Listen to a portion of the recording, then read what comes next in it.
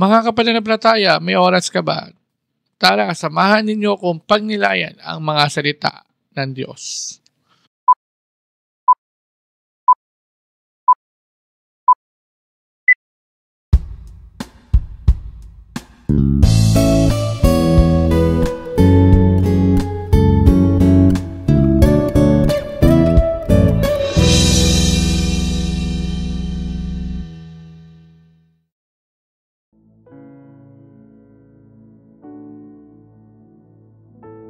Ang mabuting balita ng Panginoon ayon kay San Juan. Kinagabihan ng linggong ding iyon, ang mga alagad ay nagkakatipon. Nakapinid ang mga pinto ng bahay na kanilang pinagtitipunan dahil sa takot nila sa mga Hudyo. Dumating si Jesus at tumayo sa gitna nila. "Sumainyo ang kapayapaan," sabi niya. Pagkasabi nito, ipinakita niya ang kanyang mga kamay at ang kanyang tagiliran. Tuwang-tuwa ang mga alagad nang makita ang Panginoon. Sinabi naman ni Jesus, "Sumainyo ang kapayapaan. Kung paanong sinugo ako ng Ama, gayon din naman sinusugo ko kayo." Pagkatapos sila ay hiningahan niya at sinabi, "Tanggapin ninyo ang Espiritu Santo.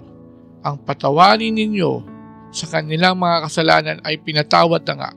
Ang hindi ninyo patawarin ay hindi nga pinatawad." Ang mabuting balita ng ating kaligtasan. Come, Holy Spirit, we need you. Mga kapananampalataya, pinagdiriwang natin ngayon ng araw ng dakilang kapistahan ng Pentecostes o ang paglukob ng banal na Espiritu sa mga apostoles. Ngayon din ay pinagdiriwang natin ang kapanganakan ng ating simbahan, ang simbahang Katoliko. Sa araw na ito, sa tulong ng Espiritu Santo ay inumpisahan ng mga apostol ang kanilang misyon. Ang misyon na iniwan sa kanila ni Jesus noong siya ay umakyat sa langit. Nang dahil sa Espiritu Santo, naipangaral nila ang mabuting balita, ang katotohanan tungkol sa Diyos. Marahil ay naalala ninyo na ilang ulit na nating narinig ang katagang kapayapaan mula sa ibang ebanghelyo ngayong panahon ng muling pagkabuhay. Mga katagang ilang beses sinambit ng ating Panginoong Hesus. Katulad ng ating mga nabanggit noong mga nakaraang linggo, puno ng takot ang mga apostoles. Takot sila mula sa mga Hudyo. Subalit ang dumating sa kanila ang Espiritu Santo, yung takot na yun ay napalitan ng tapang at katatagan ng loob upang gawin ang kanilang misyon.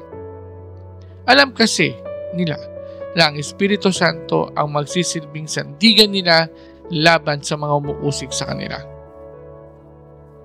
Ang Espiritu Santo ay buhay. Katulad ng nangyari sa mga apostol, siya ang nagbibigay ng katatagan at kalakasan ng loob sa ating lahat. Kapag kasama natin ang Espiritu Santo, hindi tayo panghihinaan ng loob. Hindi tayo mawawalan ng pag-asa. Siya ang magpapatibay sa atin upang maipagpatuloy natin ang ating mga sariling mga misyon sa buhay. Ang Espiritu Santo ang nagsisilbing tanglaw ng lahat. Kapag kasama natin ang Espiritu Santo, hindi matatawaran ang karunungan at ang wisdom na galing sa Kanya. Ito higit lalo sa mga pagkakataon na medyo kipit tayo at kailangan nating magbigay ng magandang desisyon. Sa ating pagpapatuloy sa paglalakbay sa ating buhay pananampalataya, hingin natin ang tulong at paggabay ng Espiritu Santo upang lalo tayong maging matatag at marunong sa lahat ng mga pagkakataon sa ating buhay. Sa puntong ito, samahan ninyo ako sa isang panalangin. O banal na Espiritu, pumarito ka sa amin. Lukuban mo ang bawat isa sa amin. Palagi mo po kaming gabayan at patatagin. Higit lalo sa mga pagkakataon ng kaguluhan at kapigatian. Amen.